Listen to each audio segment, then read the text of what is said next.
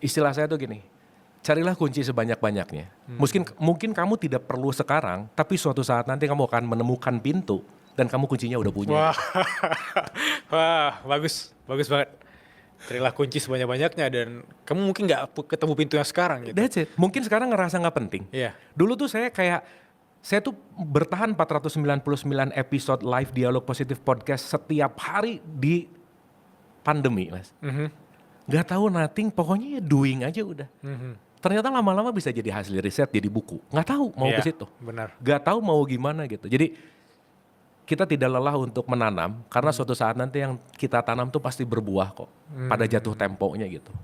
Cuma pas kita fase menanam itu kita mungkin akan complaining. Mungkin kita akan questioning kenapa seperti ini ya. Karena berat sekali ya. Ya udah selesai. Nggak bisa kemana-mana Mas. Karena questioning tanda kita masih bertumbuh. Once kita stop questioning means mati sih gitu. Iya. Kalau aku mau pelajari lebih detail tentang riset yang udah dilakukan oleh Mas Abu ya, apa yang mungkin aku masih missing gitu tentang apakah hidup ini emang harus dijalani aja atau ada hal lain yang mungkin teman-teman juga penasaran ya? Oke, mungkin satu hal yang perlu kita sadari karena kalau ngomongin masih ada yang missing, saya rasa kita semua masih missing sih. Karena saya selalu melihat bahwa hidup ini adalah becoming. Kita adalah potensi yang siap digali untuk menjadi sesuatu. Pertanyaannya masih mau menggali potensi itu atau tidak gitu. Nah, salah satu hal yang mungkin saya garis bawahi adalah jangan lelah untuk terus mengenali diri. Jangan lelah untuk terus memahami self-engineering kita. Karena kalau kita nggak ngerti engineering diri kita akan salah pakai mesin yang paling canggih sedunia ini namanya tubuh kita gitu misalnya. Yeah.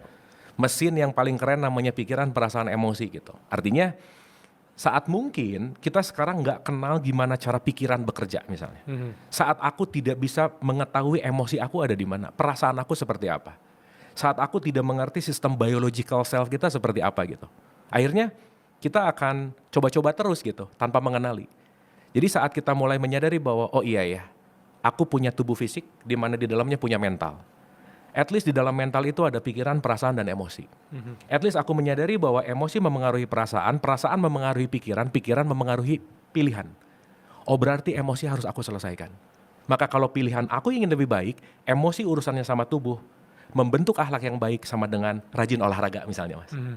Karena saat aku olahraga, emosi aku lebih baik, pikiran aku lebih baik. Nah ini kan jadi sesuatu yang akan kompleks gitu. Kalau orang dengerin ujungnya doang, misalnya, ada satu quotes, olahraga memperbaiki akhlak. Nggak nyambung, apa urusannya olahraga memperbaiki akhlak? Misalnya gitu ya.